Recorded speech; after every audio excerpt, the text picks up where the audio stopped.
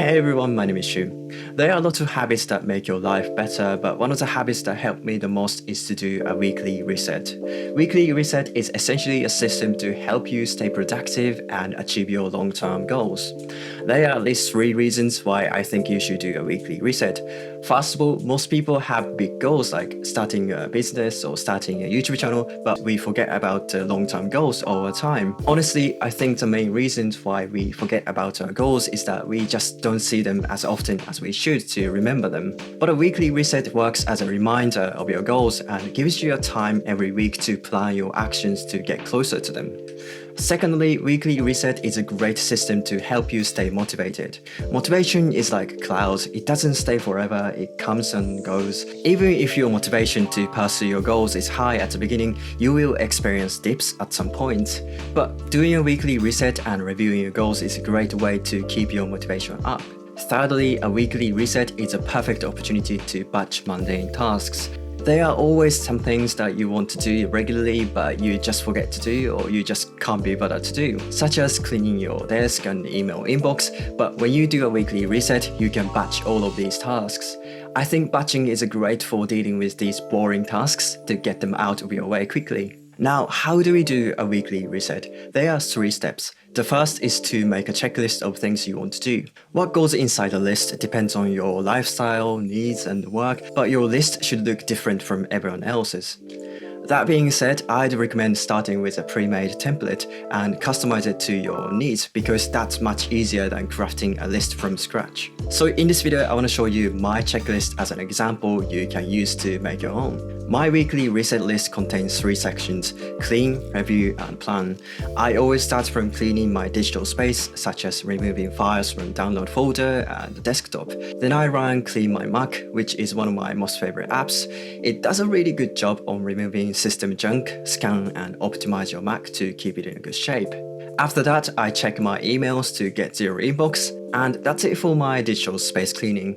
The next is cleaning my physical space. That includes cleaning my desk, which tends to get really dirty and cluttered quickly, and taking receipts out of my wallet. Finally, I clean my Apple Watch, iPhone, and keyboard because apparently these things are actually much dirtier than toilet seat. Anyway, that's the cleaning section done. Next is the review section.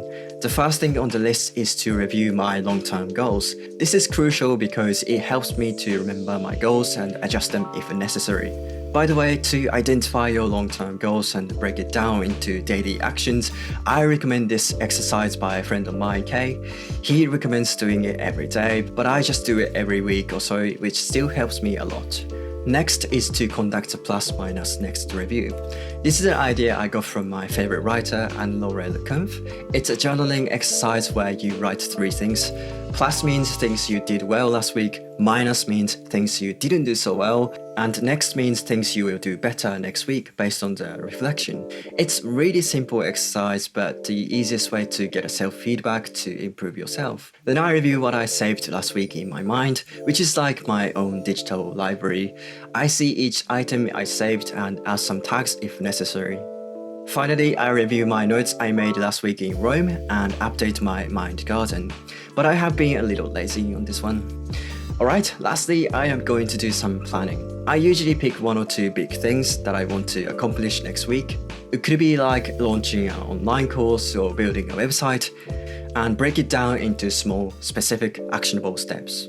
Then schedule each step into my calendar. You can do this on any note app or on paper with calendar, but I usually do this process on an app called Amplenote, which is great for making a plan and managing your schedule. If you want to know more about this process, please watch this video.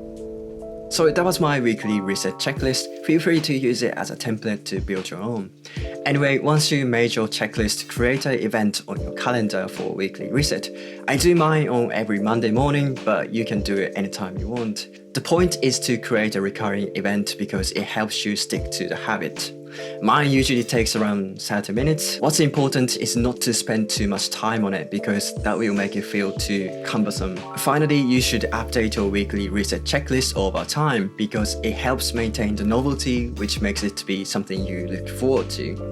Also, your lifestyle and needs change over time, so it's important to review and update it. Alright, in summary, weekly reset is a great system because it helps you remember your goals, keep your motivation up, and lets you batch mundane tasks. In order to do a weekly reset, you want to use a template and make your own checklist, set a reminder, and update it over time. I hope you found something useful. If you like this video, please leave a like and don't forget to subscribe to my YouTube channel. I will see you in the next video. Bye!